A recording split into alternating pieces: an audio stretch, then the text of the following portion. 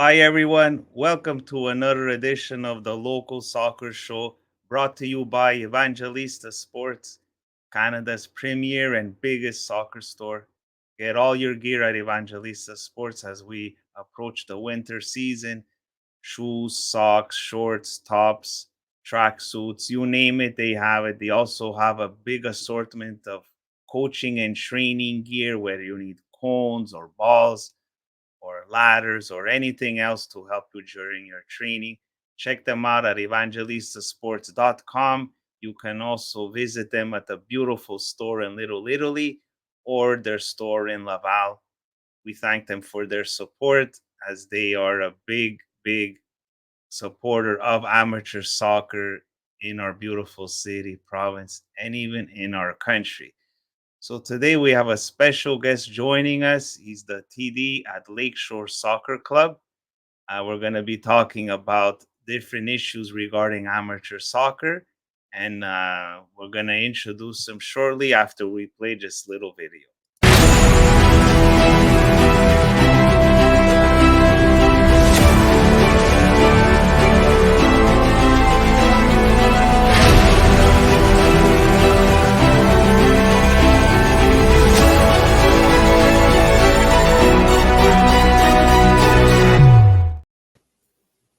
Welcome, Tony Zacchia from Lakeshore Soccer Club. How are you, Tony? Good, Marcello. How are you? Very good, thank you.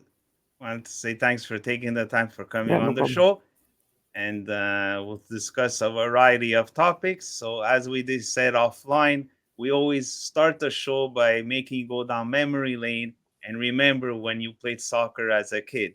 So, if you can share your story, when did you Yeah. fall in love with the beautiful game, and where did you play when you were a kid? So I'm like the Francesco Totti of West Island soccer. I played from one club from when I was 4 until I was kind of retired at 16 years old. So, Oh um, wow! yeah, I stayed at one club, Dullard Soccer here in the West Island. Okay, Um, my parents are classic East Enders that moved to the West Island when they got married, put okay, me into soccer. I fell in love with it at 4 years old and was lucky enough my dad was the coach early on, and I just continued going. And unlike today's soccer, where a lot of movement happens, I think I fell in love with my teammates, and we're always the same. So I played soccer from 4 to 16, and then because of injuries here and there, I had to make a decision: surgery in this, or sort of retire and go into my glory days. And so I decided to hang up the boots per se. mm-hmm.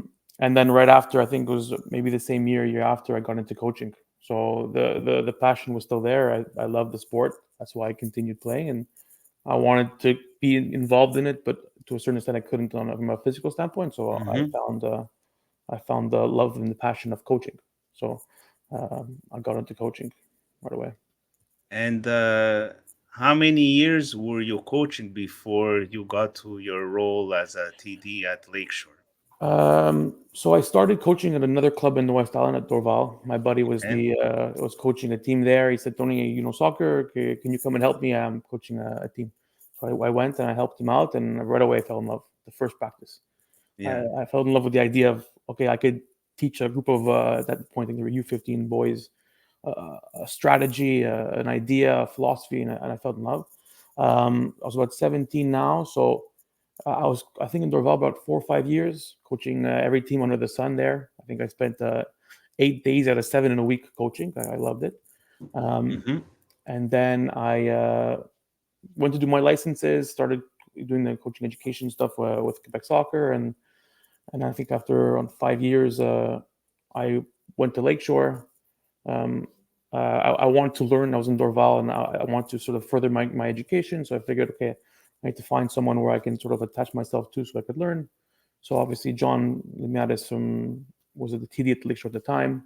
Mm-hmm. So I went to go and sort of shadow him, and I coached with him with the senior team, and I was helping out the staff and the club.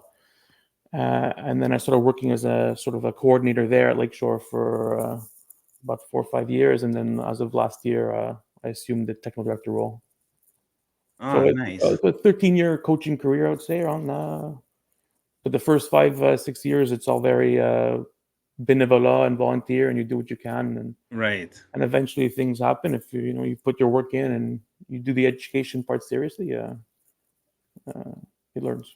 So now that you got a little bit of a taste of being off the field, Yeah, how do you find the difference? Like, do you still miss it being a coach on the field? Like, how do you yeah, for compare sure. the two roles? Yeah, my favorite thing in the world is coaching games. I love coaching games. 90 minutes, 70 minutes, whatever it is, I love coaching games. So obviously, when you're in the office more and you're off the field, um, it takes a bit away from the actual coaching part, which I started at 16 years old, was just coaching. Hmm. Um, but you're lucky enough to be around soccer all day. So Yeah, as much as yeah, you might want to be coaching um, and not in the office. I mean, I'm very fortunate enough to call soccer my full time job. So yeah, uh, it's a kid's game. It's a game itself. So it's not. I don't consider this work per se. It's just yeah, a yeah, yeah. passion, and I get to do it every day. So um, uh, obviously, I still coach here and there within the club whenever we need and stuff. But now I find myself more coaching coaches, right? I have a staff with me, coaches with me. So if I want to affect all the players in my club, which I mean, it's my mandate, I need to Hmm. work more with the coaches. So I'm still coaching, but I'm coaching more the coaches per se than actual sessions or games here and there. But of course, I miss being sometimes behind the bench. But Yeah. No, for sure, it's a big difference between the two things. Now, I was just curious, as the teams are already getting started with their winter programs. What do you guys do at Lakeshore for the different age groups during the winter? Because as you know, unfortunately, California closed, and we have a big problem in the Lac Saint Louis region with the lack of turf availability. And if you get lucky to even rent it, it's becoming very expensive for the parents and even for us to juggle as coaches to organize friendly matches, find the time, find out if the parents are available, then you have to collect the money. So hopefully one day this will get resolved. Like for me, it doesn't make sense with the amount of kids playing in our region that there's only, I believe, in Bay Durfee, a place where we can play that's linked to our region, correct? correct. Yeah. So we Lakeshore operates and manages the Bay d'Urfé Dome. Actually, if you go on Google now, it's Complex Sportif Lakeshore. Um, Oh, so okay, there you so go. so There's we yeah, something. we're very fortunate enough to have sort of a managing control of that space. So I mean, our programs are running out of there. Even in the winter, our offices are out of there also. So um, we're very fortunate because, like you said, like the turf field and indoor complexes is scarce and there's not a lot of place. So we're fortunate enough to have our own place for the time being, and it helps. And we have other clubs in our region that come and rent from us and take some space too. But yeah, it's going to be tough, and we're always looking for long-term solutions. Right, like a bunch of cities and clubs are looking for complexes and that. So without Catalonia now, we need the help from the cities and everything just to find some more long-term concrete space where we can have indoor, because our indoor seasons are so long here. For us to not have options and space indoor in the winter, it's tough. No, I agree with you. For me, it's unfathomable that we live in Quebec and between November and March. Last year, we got lucky. In Yeah, April, the weather was half decent to start early, but there's times in April we can't even go outside anyway. yeah, So you're looking at minimum of 5 months to six where we need places to play, yeah, and yet nothing's being done about it. So let's hope that would change in the future, especially as the sport is growing. Canada's going to host World Cup in yep, 2026. So there's a movement there. So we got to hope there's some investments that will be done in that direction as well. yeah. So at Lakeshore, how often do you train during the winter? Is it once a week, twice a week? How do Yeah, you so, do so your it programs? depends on the program, right? Okay. Our I would say our elite teams, if you want to call them, the ones are the first teams. They're on the field twice per week, sometimes three. Um, so two training sessions, and then Hmm. there's we have a dryland program, which is like fitness and workouts, and we have exhibition games and um, events that we host or we go elsewhere. So it's generally, let's say, between 2 and 3 times a week. Our little ones are also on 2 times a week, but sometimes they're Hmm. in a gym. So there'll be futsal plus in the dome. So general, our program would be 2 times per week. I would say Okay. in total. Yeah. Okay. And what are your thoughts on using futsal as a training methodology during the winter? I personally like it. I think with the heavier ball and the fact that we don't have turf, it's good to play in a gym and the Yeah. kids could develop their dribbling skills all as well. Yeah, I mean, I grew up with my winter program being only a gym, and I loved it. We didn't use futsal balls per se. We didn't use futsal rules. It was just soccer in a gym, Mm-hmm. and I think it's just great because it's a bit more difficult to dribble in a gym than it is on a field.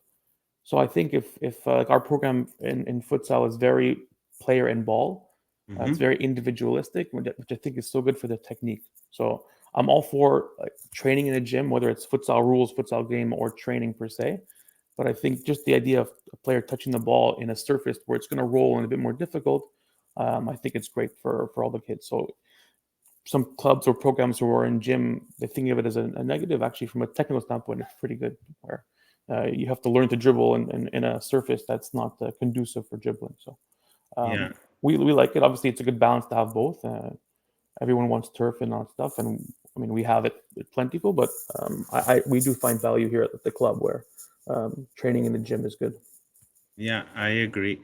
And so we also started at the beginning of November, and the kids were having fun, especially since we had October off. We took a break, and now they're back at it. They missed playing, so that was cool. So, Tony, a couple of topics I wanted to review with you that are touching more at the amateur level. One thing is about want to get your perspective on managing the parents. These are some of the things I've had to deal with in my coaching experience. Not that I have a ton of it. I consider myself more a soccer dad than anything else, but I played the sport since I was a little kid and I'm very passionate about it. And now that I'm coaching, I see parents, there's a couple of things that I find are a bit of an irritant. One is they get like really involved with their kid that they like to tell the coach what position to make their kid play on the field. I see parents yelling on the sidelines, telling the kid, pass, shoot, move here, go there. And sometimes I've seen cases where the parents are also very vocal about where their kid is placed. Like for me personally, whether you go in group one, two, or three, when you're 9 or 10 years old, who cares? I don't find it really make a difference how you'll turn out as a soccer player when you're like 15. Which is another question I want to ask about from you. Sorry, get your opinion on is when do you believe at what age you could really determine okay this kid has the potential to play professional, so like one is tying in with the other. So what advice do you give your coaches in how to manage this issue dealing with the parents? Yeah, but parents, for the most part, are quite good. Right? It's Hmm. always the bad apples that Yeah, sour the everyone. exception, you're right, Right. it's But not for the all of most them. part, they're all Yeah. pretty good. The biggest thing for us that we tell our coaches is if everything's clear in advance. So if you have your Hmm. team meeting and you say this is how everything's going to operate, then when they come and complain down the road, you could just reference. But we spoke about this before. Right. So I explained to you how minutes would be distributed. I explained to you how positions would be distributed. So if you didn't agree to how we're going to do things, then you could have said it then and would have found an alternative solution. So a lot Yeah. of the things that we sort of um, dispute with parents is it's not the first time you're hearing us doing this. We've explained to you how this is going to be done, so that a you're not surprised when it happens, and b that you've agreed to sort of this process that we do with the players. So I mean, there's always some parents who want to import their opinion, and it's not a problem. And we tell the parents, if ever you see us and you want to ask a question and you want to know the why, come and tell us because there's always a reason for why we do things. We don't just do Absolutely. things for fun. Yeah. And it's in every right to parent to ask why my kid's doing this versus this, or my kid's here versus here, and we'll explain it to you. And you might agree or disagree with our opinion and the way we do things, but um, we found a lot of help is if in alleviating problematic parents is Hmm. explaining why we do things and before the programs even start. So for us, like you said, winter just started. Our meetings with parents and individual players happen in the transition, and we find that it does alleviate a lot of the problems going forward. Yeah. So Another thing parents do often is measure either a coach's ability or a team's ability on the outcome of matches. That just shows you one picture, doesn't show you the whole picture. What do you guys do at Lakeshore to evaluate your coaches and how teams perform? And what are some of the things you look for other than the result of a game? yeah, so the biggest thing is distinguishing between performance and result, because you could perform well, but a bounce doesn't go in your way and you lose 1-0, but you've played well. So Yeah, the biggest thing is distinguishing that we're stressful about players performing well. So being in the right environment, in the right headspace to perform, and it doesn't necessarily tie to results. Now we hope it does, because yeah, we want you to leave the field as happy as possible. And a tie and a loss, sometimes you're not as happy, and it's normal. But if you performed well, then us as coaches and as educators need to explain, hey guys, hey girls, we did well. Like you performed well, you played well. The result didn't go your way, but that happens. It's part of sports. Um, so obviously, results for us is not a priority until I guess the senior levels where you have senior teams where they're qualifying for whatever it is. But for the youth, we do stress hmm, performance and we do stress high expectations and standards, but it's not tied to results. I'll never yeah, call and ask a coach how your game go, and I expect them to give me the score. Most of the time, my coaches call me and they don't tell me the score. They say right. we did well in this, we didn't do well in this. My players did this, this, and this, and that's what we care about. So um, we just distinguish between performance and results, and we tell the parents this. It's you can't you're not in full control of an outcome of the game, right? Our best friends, there's referees, there's opponents, there's this, there's that. So we can only control the way we perform and the best we could do. So that's for us our I guess philosophy here. Yeah. Because another thing we've noticed as well, like there are clubs where, you know, sometimes unfortunately a coach will focus on winning at all costs at the detriment of the child. And one of the things that we've seen is either they limit playing minutes of certain children. I personally believe everyone should get equal playing time when they're at a young age. If you're not on the field playing, I don't see how you're going to get better just watching your friends while they're on the field. And they also would limit, let's say, where a child would play. Oh, well, you're tall, you should just be a striker, or you're tall, you should just be a center back.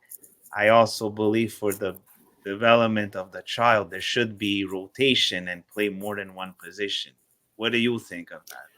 Yeah, I mean, positional rotation is extremely important. Like for us, we always want to promote our players to either go to the Impact or CFM Academy, the provincial teams, the national team. So obviously, we try to align our profiles with what they're looking for, right? Hmm. If the provincial team is playing with full box, then we should try to develop full box, right? We want to make sure that we're aligned on some level with the federation so that we can promote our players to these programs. Um, but like when we do is we talk to our let's say our U13 to U17 players, we stress the importance of being able to play at least two positions. Hmm. Because if tomorrow comes and a university from the states calls you, but they need you at this position, and you're not able to play, then we failed you. So it's Right. extremely important that uh, we're a developmental program, right? We're an individual developmental program. So even if it's best for me and the club to put this center back, this 6'5" player at center back, but he needs to learn to play in the midfield because he needs to be 360 or whatever the case may be, then it's best for him. We need to do what's best for him and not necessarily what's best for the team in that result. So um, playing two positions is like a base for us here. Um, Hmm. we do our best. Some players have no interest in playing other positions, so we try to educate them. Like it's best for you to do this, even though you want to play striker only.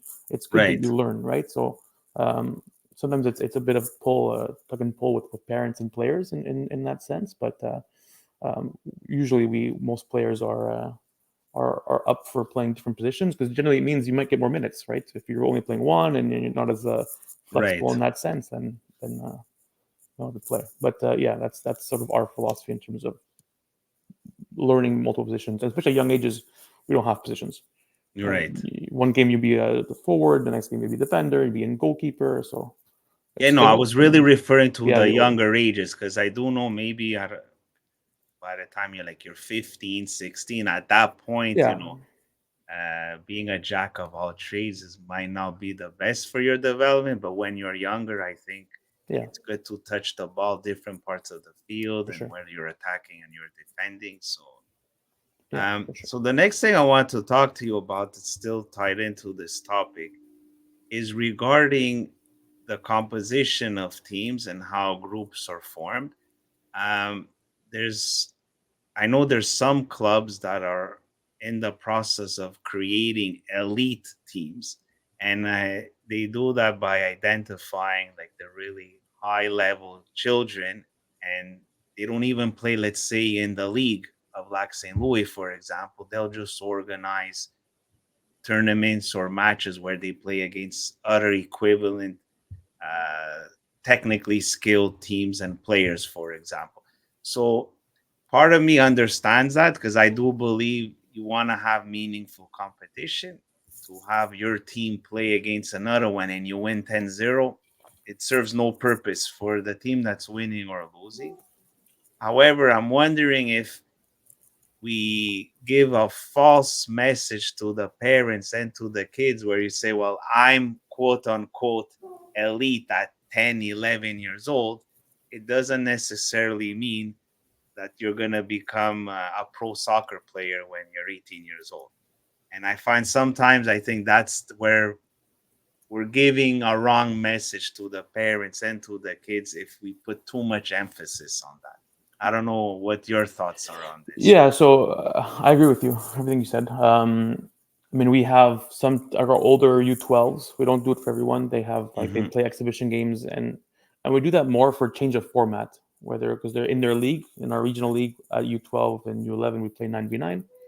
So just to give them a bit of extra training and extra games in an 11v11 format that they're going to see Yeah. in the new year, we play against other clubs around the Greater Montreal.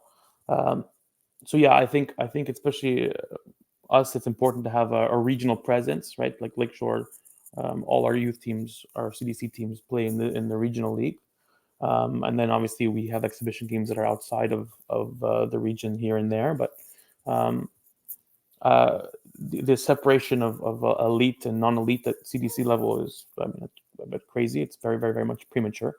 Um, so I think most players are getting exposed to different games, whether it's formatting difference, like for us, Hmm. U11 versus 11 side versus 9 side.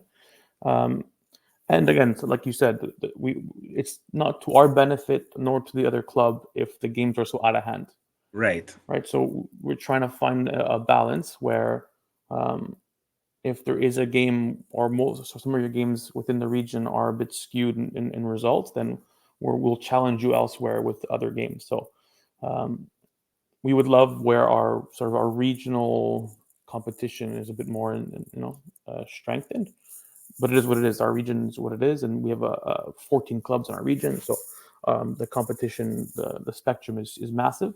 Yeah. So sometimes you have to find other opponents outside of the region just to get a different challenge, I would say.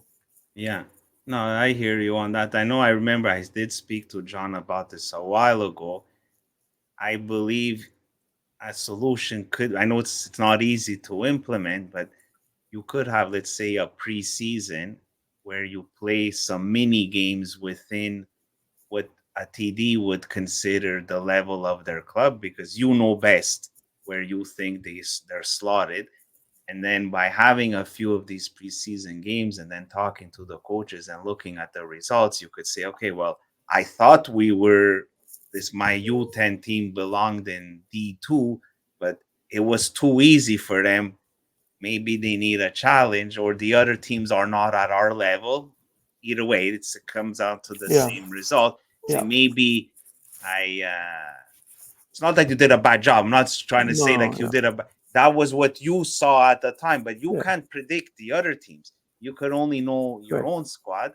Maybe you will move them up, or vice versa. You believe the team was strong enough for a certain level, but then you realize the other teams are way stronger. Yeah, So you try to make the competition as meaningful as possible. for So sure. Yeah, I think I that would know. be an ideal solution that could be done before we start the season in May. Yeah, I know. I know. We tried that with our U9s in the region. I think the tough thing was more like logistically, right? So the time, That's it. like we're outdoors having this sort of, let's say, festival where we can identify our teams, and then is there enough time for us to adjust our divisions and then the league do it and the league schedule? So I know from Yeah. a logistical standpoint, it's a bit tough to do that. And some things that we'll just know, I'll know now in November Mm-hmm. which teams of mine will have an easier time in the region, and Right. it's purely a numbers thing, right?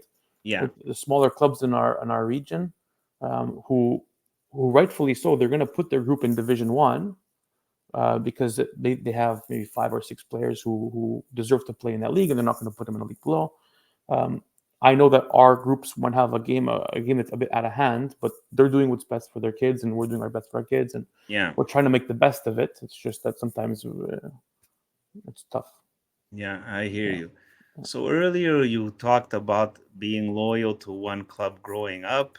I echo your sentiments. I grew up in Villemard. I played with Villemard Roma, and I was the only club I ever played with in my youth. But now a hot topic that I'm gonna bring up is this thing with player movement.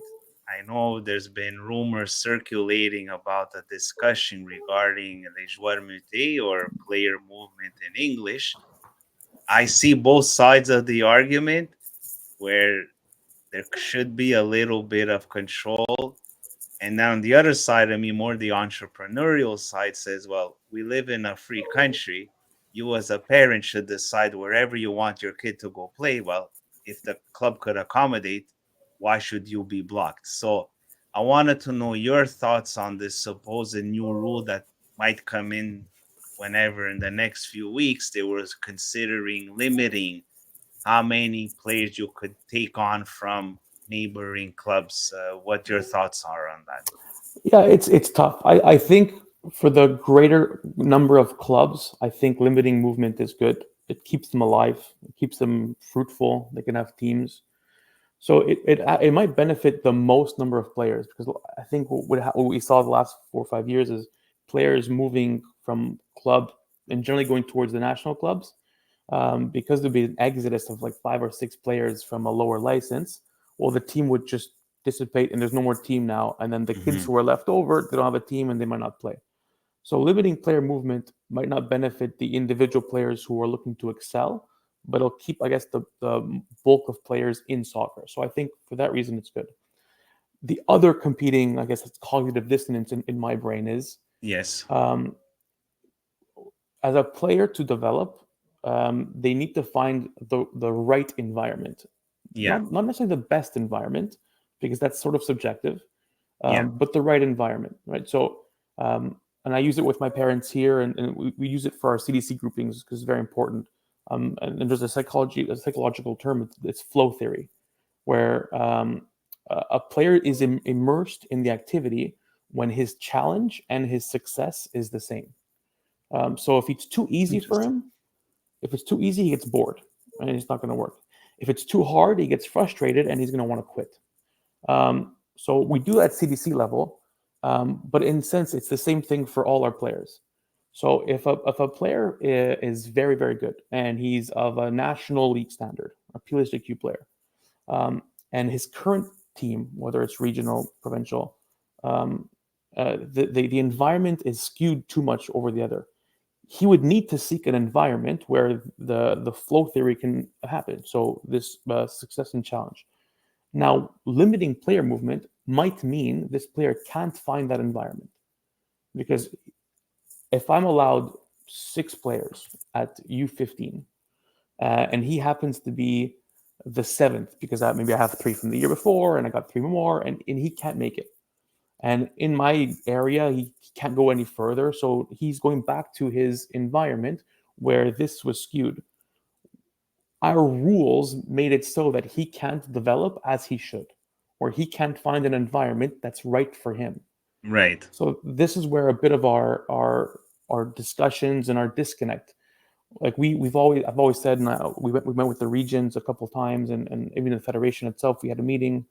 Was we were under the impression the last 5 6 years where there was a funnel system where we wanted the players to find themselves in, they called it the best environments. I would clarify the right environment. Yeah. Um, but we'd have to allow on some level players who want to seek and have the capacity and the capabilities of playing in a national level, that they're able to go there, and not because of rules that are mandated that, well, because you already have three you can't take a fourth, or whatever the case may be. So I get on both sides. I get for the greater good of clubs and survival, mutir rules is good.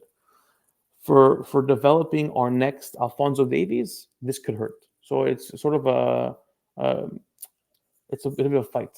Um, so I think as a from a club perspective, we knew that national clubs are going to benefit much more than other clubs from player movement, right?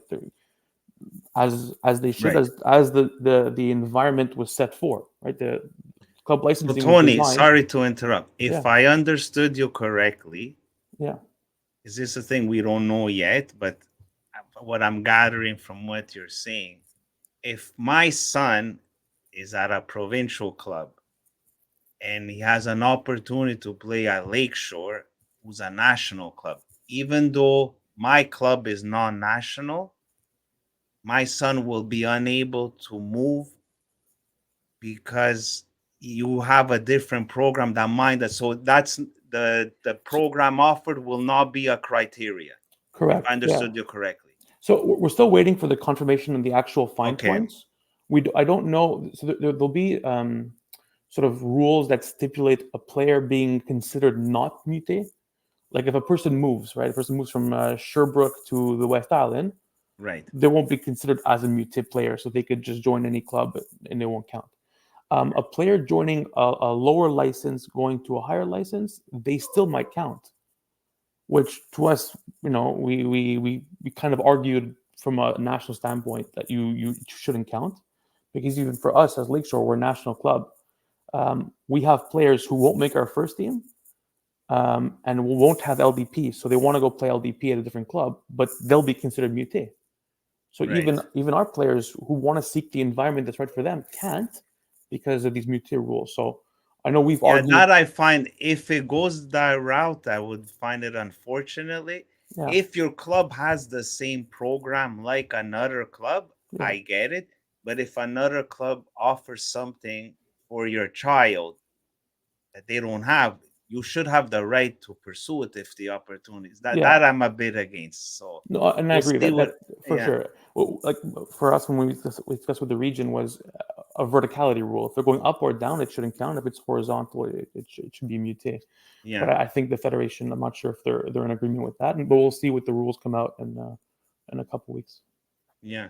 Now, the other thing regarding this topic also, that I wanted to mention, when you have these opportunities to pursue playing at different levels, how does it tie in, do you believe, to their development? If you're saying earlier that flow thing Mhm. about playing at a certain level where you want it to be challenging but not too easy, not too hard, are we going to hinder the development of the child? Because it looks like we're looking at this issue more from the club level to keep players together and not have a team disintegrate. But are we looking at the child now and what's good for them on an individual basis?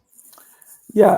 I don't think we're looking at sort of an individual standpoint. Well, again, Yeah. like I said before, if muté rules come in place and it means more clubs and more teams survive, then we're thinking of those players who are, let's Yeah. say, double A or LDAR, LDR, whatever the new term Yes. is. We're thinking of those players and keeping them engaged and involved, because I think what we've seen is those teams sort of fold because their top end players are finding provincial or national licenses to go play. So it's serving those players. I think I just don't think it might benefit our top tier players. They Right. may or may not find environments where it fits them. Yeah. That's the tricky part in all this. Yeah. So Again, I'm not sure if this will work out. I know the last five, 4 or 5 years we've been non-muté, and I know the federation and CSA were worried about the player movement, but I mean, I think that was by design.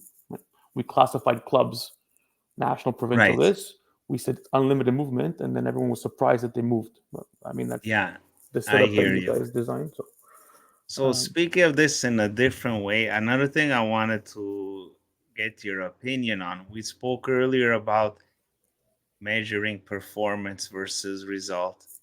When it comes to tryouts, I want to get your opinion where you would have a child that grew up in their neighborhood, they played from U4 to U12 with the same club. Now it's U13, 14, there's tryouts. Um, Actually, they recently changed it, right? When does LDP start now? It's now more at U13, correct? U14, yeah, Oh, now it's at U14. Okay. So you reach U14. Now, correct me if I'm wrong. There, you're allowed to have tryouts, and people can come from different clubs to try out yeah. Even for a that's team. murky. Tryouts, I think, are more 15, but even then, it's murky waters tryouts these days. So what So I've seen in yeah, different clubs is where you'll have tryouts, and then because there was this unlimited player movement, you would have a roster where sometimes I've seen cases you retain maybe 10 to 20% of the kids that played with your club from U4 to U12 or 13, and these other kids are coming from anywhere else and they make the team because they're selecting quote unquote the best roster possible to play AAA. Do you feel it's an indictment to the club when 80% of the players are coming from elsewhere? Do you feel it could be a bad reflection to say we didn't do a good job developing the kids U4 to U12? if I have a team at U14 that's only 10% Lakeshore, Mm-hmm. the club needs to ask me a bunch of questions because I Okay. didn't do my job at U9 to U12 if I have to find the 80% of a new team. And that's for any national club. Okay.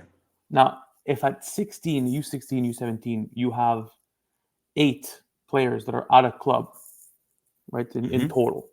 So you've developed more than half of your team to be of PSQ level. I think you did okay. Okay. What the number is it 8? Is it 6? Is it 3? I don't know. You're right. But Yeah, if yeah. No, it, I see where you're if you going. have more out of clubs than you developed yourself, I think you need to have an internal audit of what you guys are doing at your CDC groups. But again, it's not necessarily a problem where we have um, players out of club in your elite teams, because again, it's finite. There's only 14 or 15 national clubs, so you have to find these spots and players. I Right. mean, we had players last year come from Sherbrooke to play PLSJQ. Like they're driving 2 hours, 3 times a week Wow. Yeah. to play. So you're going to get players from all over trying to find this environment. So it's possible that your players from in your elite teams at the older age categories um, aren't completely from your club.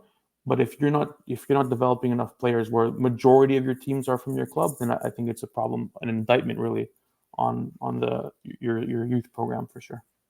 Yeah. So that being said, you do believe that there is some kind of like this is the way I see it. Like the development's a sexy word. Everyone tries to use it. Are we doing it properly? That's debatable for another podcast. But um, I do think you have a little Messi or Ronaldo in your club. It doesn't matter who coaches him. That kid, they were born with it. They have the drive, the motivation. They'll turn out to be a star on their own. It's not because who coached them. However, the other kids that are not at that level, I do believe the coaches have a bit of an influence on maybe not how they turn out as a professional or not, but Mm-hmm. their passion to keep playing the game, For sure. maybe teaching them bad habits to avoid, and some other little tricks here and there. You do have an influence. And that's Yeah. where I find coaching education is vital Yeah. I because mean, I think there's a for lack of sure. it. Even Yeah. for myself, I love the sport. I'm crazy about it. I could play soccer every day. Mm. I'm like a nut, you know. But even at that, I still don't find to help me do my job to the best of my abilities, especially young kids. It's not easy to coach the Mm-mm. kids from like a U4 to U12. It's a big challenge, and the type of coaching courses they give us and what we need to prepare is very, very minimum. I'm not blaming anyone. I know it's circumstantial because there's money involved and time and things like Yeah. that. To properly prepare to coach at the best of our ability, there is a bit of lacking coaching education, Yeah. I mean, and it is complex. it is, and Yeah, it's the biggest I guess difficulty in resource is time. yeah, Right? It's we. I would love to mentor every one of our young coaches and mentor all yeah, of our CDC coaches, but we were, especially us as technical directors, we're split 10 different ways, yeah, and I think time is our biggest enemy in that sense. But I mean, what for us, what I try to tell the coaches is, especially young ages, is you're sort of yeah, your animators, your facilitators, just get the session going and let them play. So the worst thing a coach could do is get in the way, right? So yeah, if you have really super talented players, don't overcoach. The kid will be fine. Just put them in a right environment. Make sure that they're psychologically good. They're having a good time. They're respectful of the rules and their teammates and the opponents, and like you said, those Messis and those Ronaldos, they'll go. There's no the worst thing you could do is get in the way of that player by doing too much. So from a coaching education standpoint, I try to tell my coaches to give the right information at the right time, but don't overdo it. I tend to sometimes be Italian, right? Inzaghi, Inter, very yeah, animated on the sideline, get very emotional, get excited. So it's tough, but like I'm doing my master's now in sort of coaching education, and when I sent in some sessions that I did for my teachers, the feedback I got it's fantastic, but step back. yeah, The more we're coaching, the less they're thinking themselves, yeah. because I now they're just agree. their voice gets into their head, and now they can't process what they want to do. So it's No, you're absolutely right. That was the thing I was saying earlier with the parents coaching from the sidelines. yeah, And they that's it. tell them, well, you're giving orders, I'm giving orders, the kid is going to get confused. And a lot of times, if we talk too much, like you said, that's a critical thing. The IQ, the Yeah, thinking, the child won't think on their own. Oh, the coach is going to tell me where to go or when to pass or when to shoot. So yeah, if we overcoach and we talk too much, it's not good. But I admit I'm Italian as well, and sometimes it's in our you see, blood. like, We can't. how did you miss that? Yeah, Like it comes out easy. yeah, We have yeah, to try to control for ourselves sure, for on sure. the sidelines because you get like really emotional about Yeah, certain get things. But so excited for sure. No, but to tell the parents, like you're telling him to pass, but let him make the decision. Like he's deciding to pass, to dribble, to shoot. yeah, He needs to have that moment of critical thinking. If we're keep telling him the orders and he never builds the critical thinking, then forget it. What are we doing? exactly, So absolutely. yeah, So, Tony, just a couple of quick fire questions yeah. before we end the podcast. So, you just mentioned Inzaghi and Inter. Is safe to say that's your favorite team? Interisti, There you go. we had a good week. We had a good week. Both clubs had a good week. Yeah. Yeah, So you see, we were able to have a nice civil yeah. conversation, Because even though if Inter is the team I hate the most. But that's okay. if we lost yesterday, I would have called you. I have something. I have a meeting rescheduled. I would have had to push it. Yeah, yeah, yeah. No, it's good that the Milanese teams won. And Yeah, no, kidding aside, I think it's important for Serie A clubs to do well for the collective. Although yeah, individually, obviously, there's always the rivalry. for sure. And growing up, did you have a favorite player of Inter or any other club? Yeah, Inter would be Adriano, the Yeah. striker, Okay. and then Yeah. Zlatan Ibrahimovic when he came over. So those are the two that like sort of hit the head. But and then Yeah. obviously the national team, Pirlo, and obviously the '06 World Cup team and all that stuff. So, but yeah, Inter since I was actually it's a funny story. Um, my dad wasn't an Inter fan. None of my family Mm. are sort of Inter fans. Um, my dad, when we were I think 5 or 6 years old, he got two jerseys, an AC Milan jersey and an Inter jersey. He Okay. wrapped it in the same wrapping, didn't put a name, put it under the tree for Christmas. And then Okay. me and my cousin, who were a month apart, were both given this package days Yeah, yeah, later, yeah. and whatever the team that we took and we opened, it was our team. So I became an Inter fan, and he became an AC Milan fan. So Oh wow, what that's an how, interesting yeah, that's story. how we became fans of our club. Yeah. Nice, nice. And what about coaching? Do you have a coach today or past or present that you really enjoy watching their Yeah. style of coaching? Who would it be? Yeah, I mean, now, I mean, obviously, I'm biased towards Inzaghi and Conte because of their success with Inter. I like Hmm. Spalletti when we had him because he was very possession based. Obviously, I admire Pep for what he does. Like he innovates, he does the things. Obviously, Yeah, you can innovate when you have the best players in the world. So I'll put a little caveat. yeah. Um, but I'm happy Sporting gave them a nice spanking yeah, too. You know, the yeah, underdog coming through in yeah, Champions. for That sure. was cool. Yeah, And then there's different things like the man management of Ancelotti. I think is something to admire.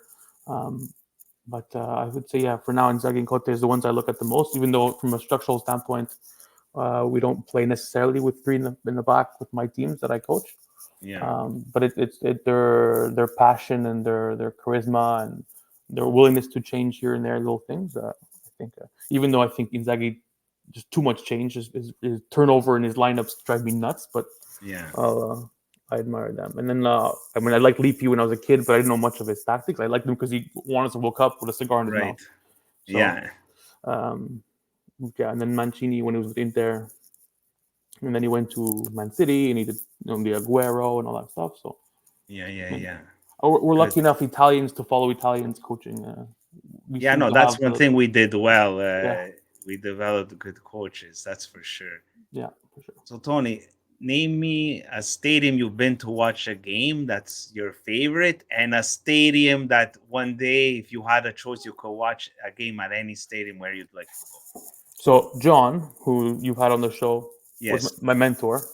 Yells at me because I don't travel. The furthest I've been is Las Vegas. I've never had the Okay. luxury of traveling here and there. So Okay. stadium, I would have to be. I mean, an NFL stadium or Stade Saputo. I would have to give you the answer. Okay. But I would love to go to San Siro. So hopefully I get to go before if they Yeah. change, if they get a new one, if they renovate. So the plan is by next summer that I'll be in Italy and hopefully I'll get to watch beginning of the season. I'll try to go between Yeah, if you go August, like at the end of September. August, you could Yeah, catch a match. Yeah, me too. yeah, I've never been, and I always wanted to go watch a game at San Siro. So yeah, that would be cool. yeah. Yeah. All right. So now the most important question we ask all our guests: you had a hard day at work, you come home, and you make yourself a nice plate of pasta. Are you cooking penne lisce or penne rigate? Regate. All right, there you go. Lisa, Steve's gonna be really happy every time someone says penne lisce. We don't understand why that's they would crazy. say that answer. That's It's a crazy. crazy answer to give. That's crazy. Yeah. So thank you so much, Tony, for Thank you for being having on me, the Montel. show. Thank you for having me. Thank It you. was really nice talking to you and sharing your wonderful insights. So I'm just gonna play a little video and then I'll say bye to you in the background. Thanks again, everyone, for Thank you. watching. Don't forget to subscribe, share the show. We wanna make soccer better at the amateur level for everyone involved, whether the kids, the parents, the coaches, and the clubs. Subscribe and share. Thank you.